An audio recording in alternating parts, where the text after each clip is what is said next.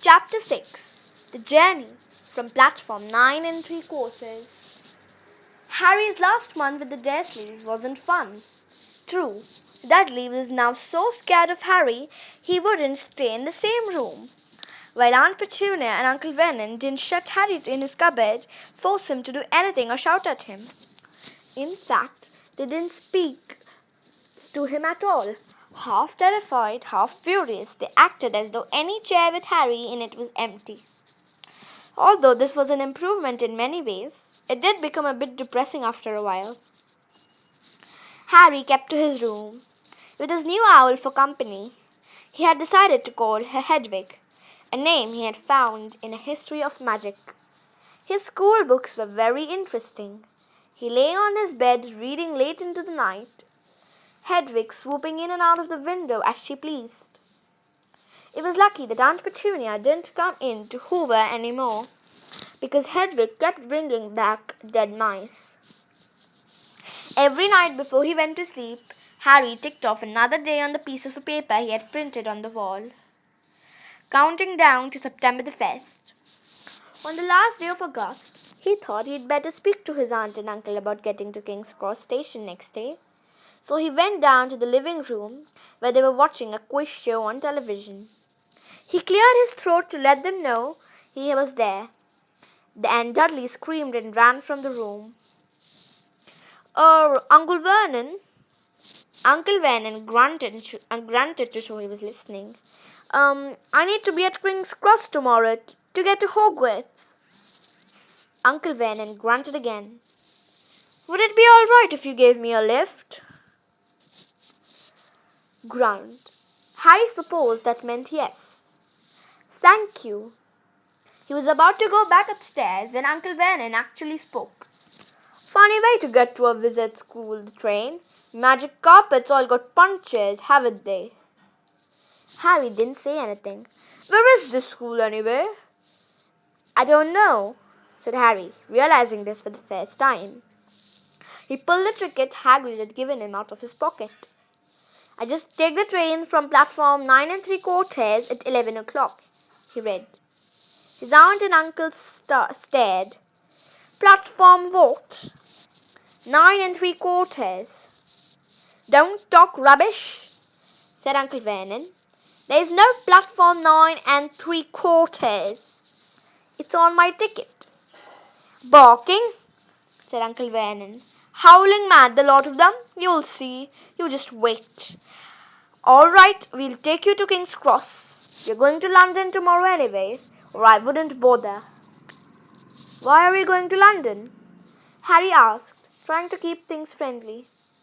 Taking Dudley to the hospital, growled Uncle Vernon. Got to have that ruddy tail removed before he goes to Smeltings. Harry woke up at 5 o'clock the next morning and was too excited and nervous to go back to sleep. He got up and pulled on his jeans because he didn't want to walk into the stations in his wizard's robes. He changed on the train. He checked his Hogwarts list, yet again to make sure he had everything he needed.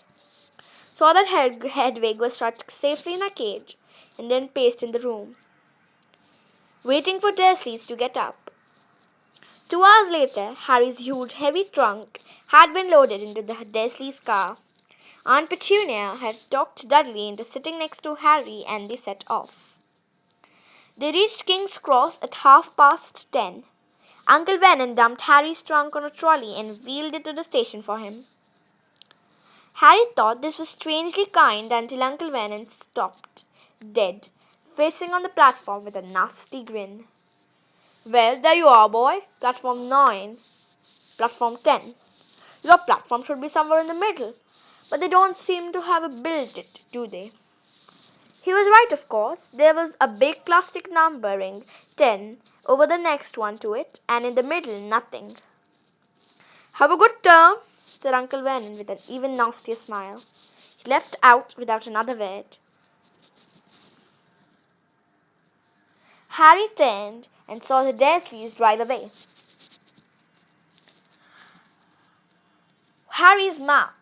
All 3 of them were laughing. Harry's mouth went rather dry. What on earth was going on? He is starting to attract a lot of funny looks because of Hedwig. He'd have to ask someone. He stopped a passing guard but didn't dare mention platform 9 3/4. The guard had never heard of Hogwarts, and when Harry couldn't even tell him what part of the country it was in, he started to get annoyed, as though Harry was being stupid on purpose. Getting desperate, Harry asked for the train that left at 11 o'clock, but the guard said there wasn't one. In the end, the guard strode away, muttering about time wasters. Harry was now trying hard not to panic. According to the large clock over the arrivals board, he had 10 minutes left to get on the train of Hogwarts, and he had no idea how to do it. He was stranded in the middle of a station with a trunk he could hardly lift, a pocket full of wizard money, and a large owl. Hagrid must have forgotten to tell him something you had to do, like tapping the third brick on the left to get into Diagon Alley. He wondered if he should get out his wand and start tapping the ticket boxes between the platform 9 and 10. At the moment, a group of people passed just behind him and he caught a few words of what they were saying. Packed with muggles, of course. Harry swung around. The speaker was a plump woman who was talking to 4 boys, all with flaming red hair. Each of them was pushing a trunk like Harry's in front of him, and they had an owl. Heart hammering, Harry pushed his trolley after them. They stopped and so did he, just near enough to hear what they were saying. Now, what's the platform numbers?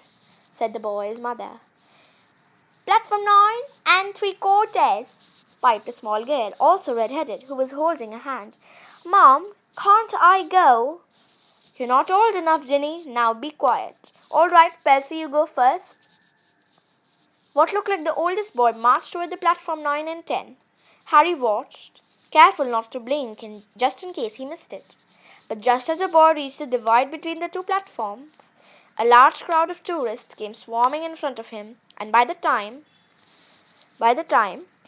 the last rucksack had cleared away, the boy had vanished. Fred, you next, the plump woman said. I'm not Fred, I'm George, said the boy. Honestly, women, call yourself our mother. Can't you tell I'm George? Sorry, George, dear. Only joking, I'm Fred, said the boy, and off he went. His twin called after him to hurry up, and he must have done because a second later he had gone. But how had he done it? Now the third brother was walking briskly toward the ticket barrier. He was almost there, and then, quite suddenly, he wasn't anywhere. There was nothing else for it. Excuse me, Harry said to the plump woman. Hello, dear, she said. First time at Hogwarts? Ron's new too. She pointed at the last and the youngest of her sons. He was tall, thin, gangling with freckles, big hands and feet and a long nose. Yes, said Harry.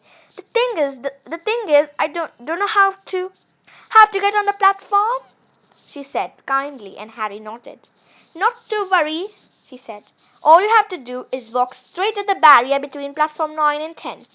Don't stop and don't be scared, or you'll crash into it. That's very important. Best do it a bit of a run if you're nervous. Go on now, before Ron. Okay, said Harry. He pushed his trolley round and stared at the barrier. It looked very solid. He started to walk towards it. People jostled him on their way to the platform 9 and 10.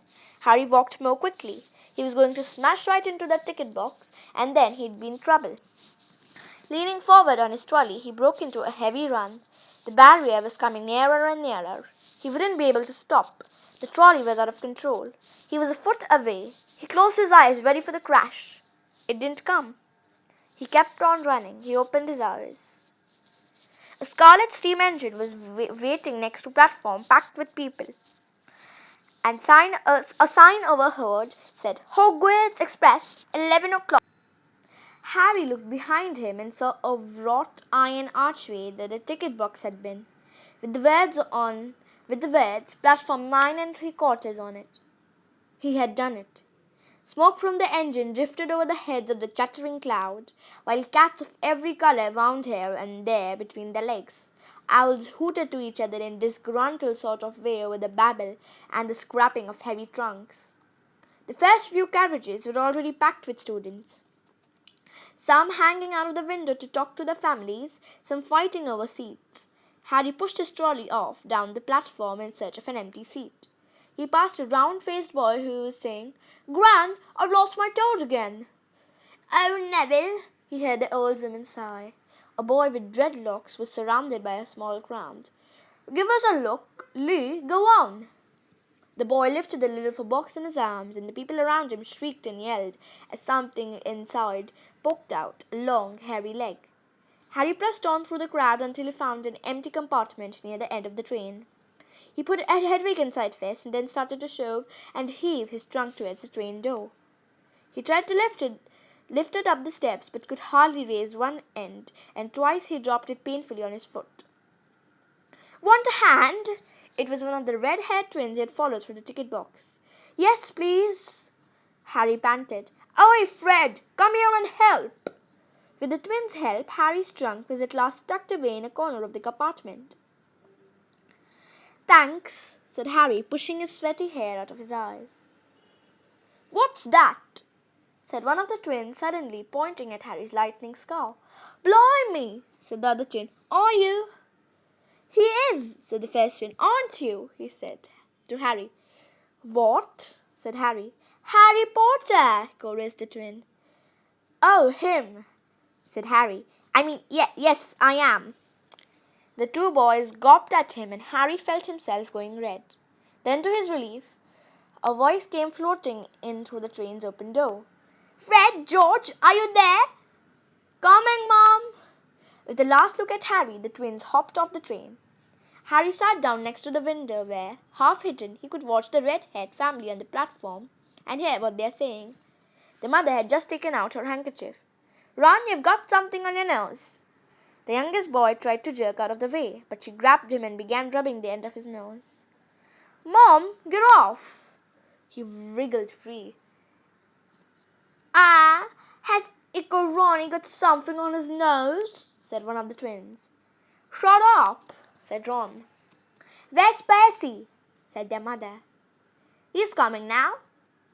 The oldest boy came striding into sight. He had already changed into his bellowing black Hogwarts robes, and Harry noticed a shiny red and gold badge on his chest with the letter P on it. "Can't stay long, Mother," he said. "I'm up front. The prefects have to go to compartments to themselves." "Oh, you're a prefect, Percy," said one of the twins, with an air of great surprise. "You should have said something. We had no idea." "Hang on, I think I remember him saying about it," said the other twin. "Once or twice. A minute. All summer." "Oh, shut up," said Percy the prefect. "How come Percy gets new robes anyway?" said one of the twins. "Because he's a prefect," said their mother fondly. "All right, dear. Well, have a good term. Send me an owl when you get there." She kissed Percy on the cheek and he left. Then she turned to the twins. "Now you two this year, you behave yourselves. If I get one more owl telling me you've blown up a toilet or..." "Blown up a toilet? We've never blown up a toilet." "Great idea, though. Thanks, Mom." "It's not funny. And look after Ron." "Don't worry, Ickle Ronikins is safe with us." "Shut up," said Ron again. He was almost as tall as the twins already, and his nose was still pink where his mother had rubbed it. "Hey, Mom, guess what? Guess who we just met on the train?" Harry leaned back quickly so they couldn't see him looking. "You know the black-haired boy who was near us in the station? Know who he is?" "Who?" "Harry Potter." Harry heard the little girls' voices. "Oh, Mom, can I go on the train and see him? Mom, oh, please." "You have already seen him, Ginny, and the poor boy isn't something you Google at the zoo." "Is he really, Fred? How do you know?" "Asked him. Saw his car. It's really there, like lightning." "Poor dear, no wonder he was alone. I wondered. He was ever so polite when he asked how to get on the platform." "Never mind that. Do you think he remembers what you know who looks like?" The mother suddenly became very stern. "I forbid you to ask him, Fred. No, don't you dare. As though he needs reminding of that on his first day at school." "All right, keep your hair on." A whistle sound. Hurry up, said their mother, and the three boys clambered onto the train. They leant out of the window for her to kiss them goodbye, and the younger sister began to cry. Don't, Ginny, we'll send you a lot of owls. We'll send you a Hogwarts toilet seat. George! Only joking, Mom. The train began to move. Harry saw the boy's mother waving and the sister, half laughing, half crying, running to keep up with them until the train gathered too much speed. Then she fell back and waved. Harry watched the girl and her mother disappear as the train rounded to the corner. Houses flashed past the window. Harry felt a great leap of excitement. He didn't know what he was going to do, but it had to be better than what he was leaving behind. The door of the compartment slid open and the youngest red-headed boy came in. Anyone sitting here? He asked, pointing at the seat opposite to Harry. Everywhere else is full. Harry shook his head and the boy sat down. He glanced at Harry, then quickly out of the window, pretending he hadn't looked. Harry saw he still had a black mark on his nose. Hey, Ron! The twins were back. Listen, we're going down in the middle of the train. Lee Jordan's going to join Tarantula down there. Right, mumbled Ron. Harry, said the other twin, did we introduce ourselves? Fred and George Weasley, and this is Ron, our brother. See you later then. Bye, said Ron and Harry together. The twins slid the compartment door shut behind them. Are you really Harry Potter? Ron blurted out. Harry nodded. Oh, well, I thought it might be one of Fred and George's jokes, said Ron. And you have really got, He pointed at Harry's forehead. Harry pulled back his fringes to show the lightning scar. Ron stared. So that's where you know who? Yes, said Harry, but I can't remember it. Nothing, said Ron eagerly. Well, I remember a lot of green light, but nothing else. Wow, said Ron. He sat and stared at Harry for a few moments. Then, as though he had suddenly realized what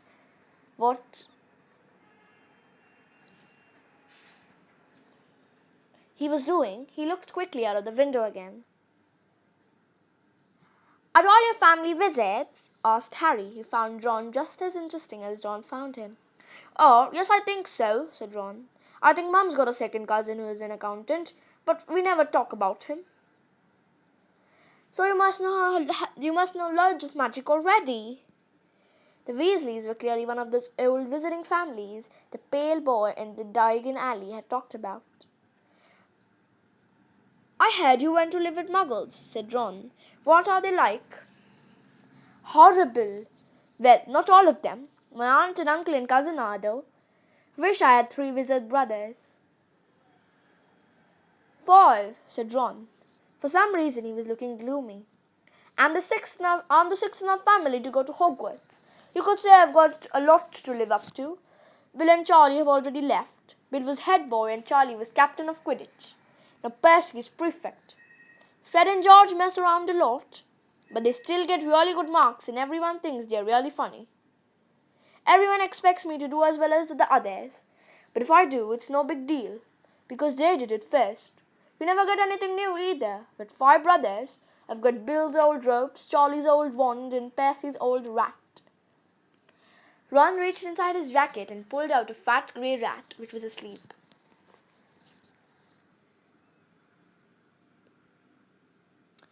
His name's Scabbers and he's useless.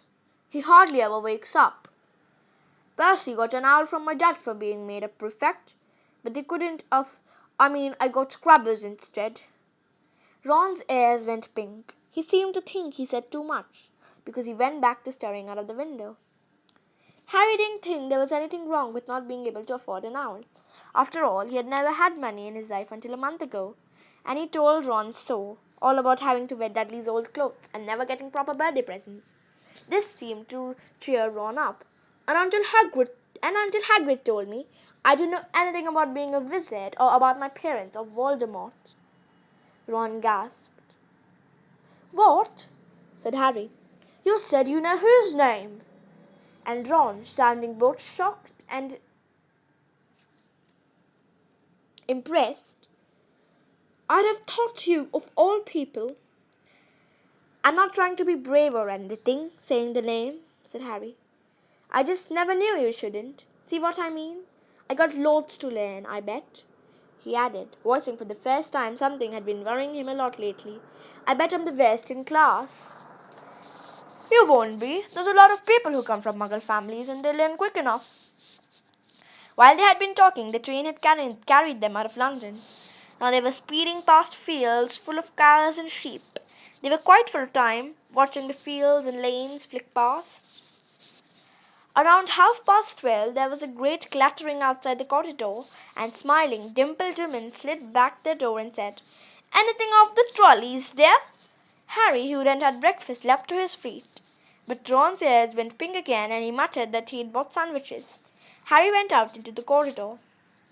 He had never had any money for sweets, with the Dursleys, and now he had pockets rattling with gold and silver. He was ready to buy as many Mars bars as he could carry. But the woman didn't have Mars bars. What she did have were Bertie Bott's every flavoured beans, Robble's best blowing bubble gum, chocolate frogs, pumpkin pasties, cauldron cakes, liqueur wands, and a number of other strange things Harry had never seen in his life. Not wanting to miss anything, he got some of everything and paid the woman 11 silver sickles and 7 bronze nuts. Ron stared at Harry as Harry brought it all back into the compartment and tipped it onto the empty seat. Hungry, are you? Starving, said Harry, taking a large bite out of a pumpkin pasty. Ron had taken out a lumpy packaged sandwich and unwrapped it. There were 4 sandwiches in there. He pulled out one of them apart and said, She always forgets I don't like corned beef. Slap you for one of these, said Harry, holding a pasty. Go on. You don't want this. It's all dry, said Ron. She hasn't got much time, he added quickly. You know, with the 5 of us. Go on, have a pasty, said Harry, who had never had anything to share before, or indeed anyone to share it before, or indeed anyone to share it with. It was a nice feeling sitting there with Ron, eating their way through all Harry's pasties and cakes. The sandwiches lay forgotten. What are these? Asked Ron, holding up a pack of chocolate frogs. They're not really frogs, are they? He was starting to feel that nothing would surprise him. No, said Harry. But see what the card is. I'm missing Agrippa. What? Oh, of course you wouldn't know. Chocolate frogs have cards inside them, to collect famous witches and wizards. I've got about 500, but I haven't got Agrippa or Ptolemy. Harry unwrapped his chocolate frog and picked up the card. It showed a man's face, who wore half-moon glasses and a long crooked nose and flowing silver hair, beard and moustache. Beneath the photo was the name Albus Dumbledore. So this is Dumbledore, said Harry. Don't tell you've never heard of Dumbledore, said Ron. Can I have a frog? I might get Agrippa. Thanks. Harry turned over his card and read. Albus Dumbledore, currently headmaster of Hogwarts, considered by many the greatest wizard of modern times.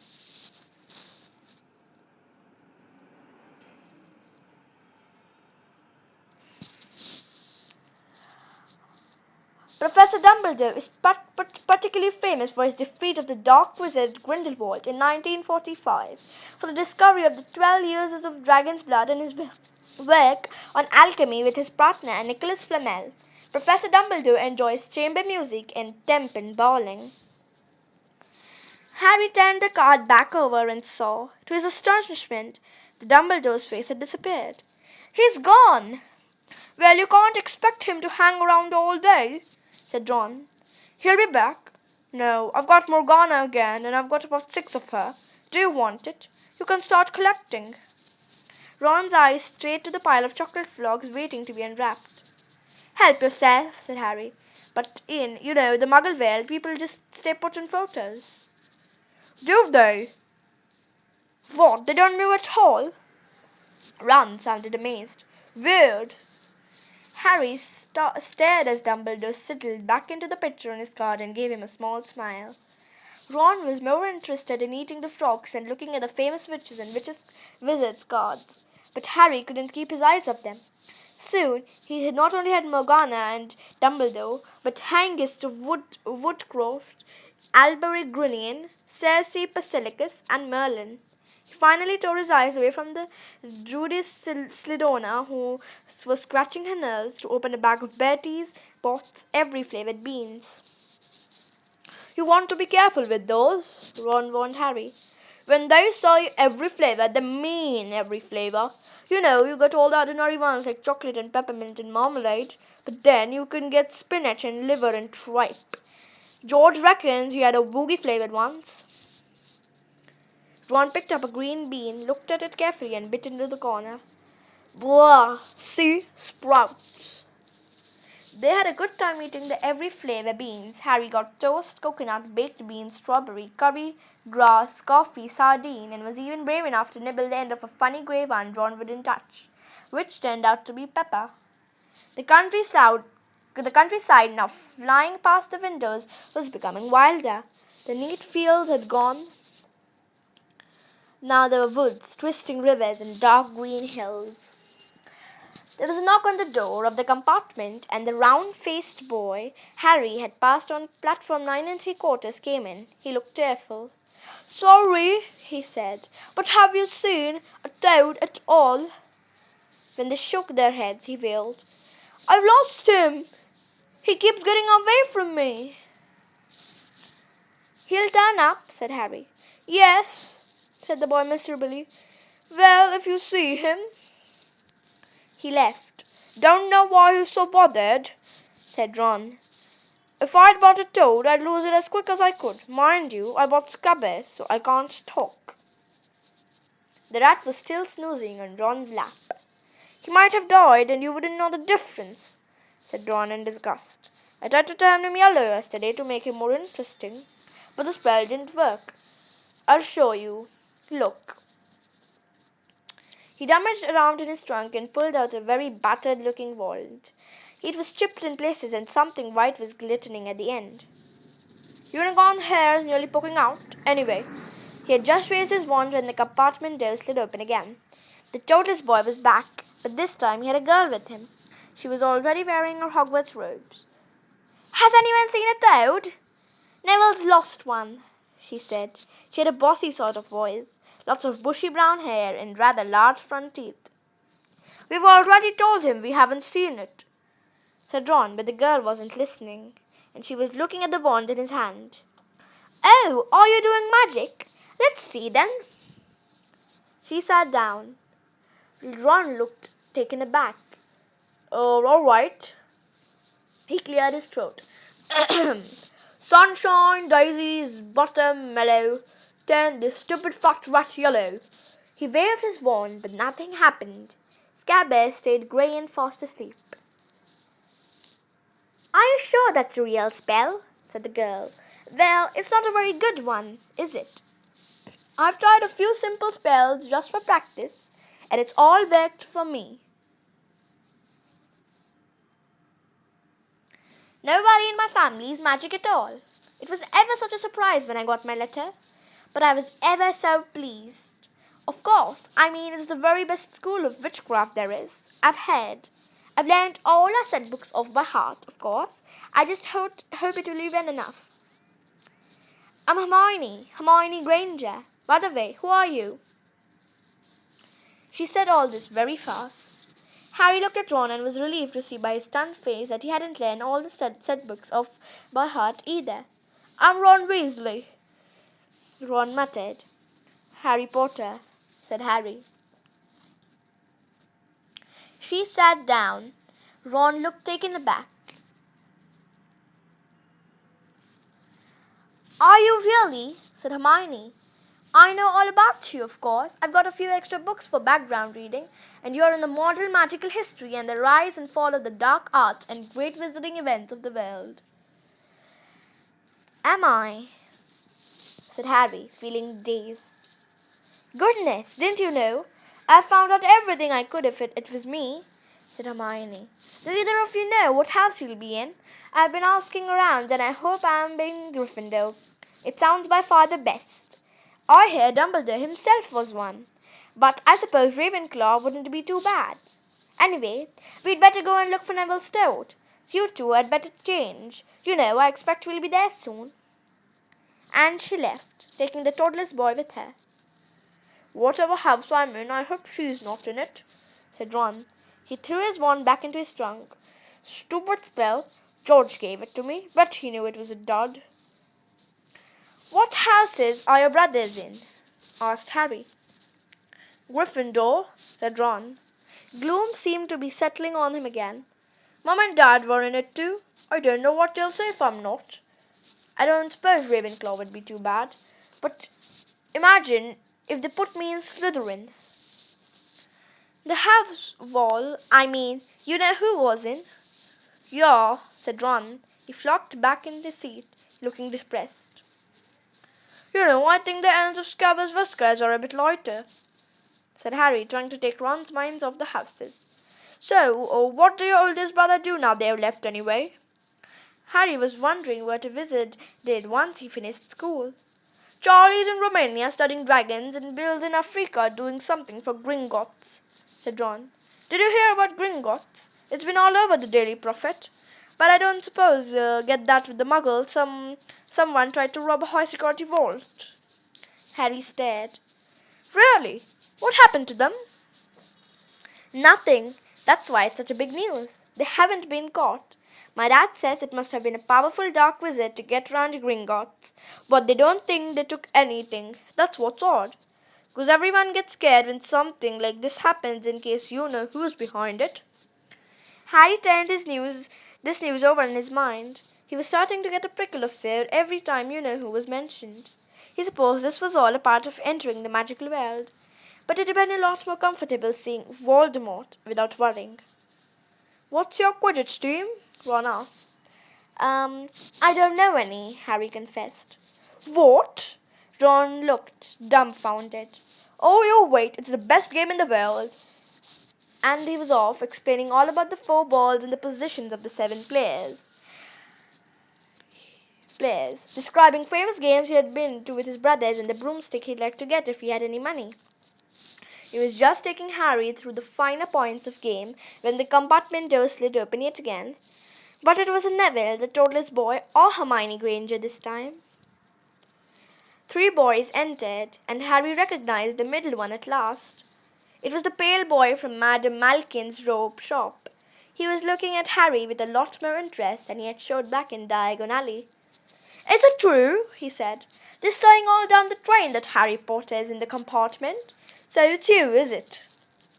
Yes, said Harry. He was looking at the other boys. Both of them were thickest and looked extremely mean. Standing either side of the pale boy, they looked like bodyguards. Oh, this is Crabbe and Goyle, said the pale boy carelessly, noticing where Harry was looking. And my name's Malfoy, Draco Malfoy. Ron gave a slight cough, which might have been hiding a snigger. Draco Malfoy looked at him. Think my name's funny, do you? No need to ask who are you. My father told me all the Weasleys have red hair, freckles, and more children than they can afford. He turned back to Harry. You'll soon find out some wizarding families are much better than others, Potter. You don't want to go making friends with the wrong sort. I can help you there. He held out his hand to shake Harry's, but Harry didn't take it. I think I can tell the wrong sort are for myself. Thanks, he said coolly. Draco Malfoy didn't go red, but a pink tinge appeared in his pale cheeks. I'd be careful if I were you, Potter, he said slowly. Unless you're a bit politer, you'll go the same way as your parents. They didn't know what was good for them either. You hang around with riff-raff like the Weasleys, and that Hagrid will rub off on you. Both Harry and Ron stood up. Ron's face was as red as his hair. Say that again, he said. Oh, you're going to fight us, are you? Malfoy sneered. Unless you get out now, said Harry, more bravely than he felt, because Crabbe and Goyle were a lot bigger than him or Ron. But we don't feel like leaving, do we, boys? We have eaten all our food and you still to have some. Goyle reached towards the chocolate frogs next to Ron. Ron leapt forward, but before he had much as touched Goyle, Goyle let out a horrible yell. Scabbers the rat was hanging off his finger, sharp little teeth sunk deep into Goyle's knuckle.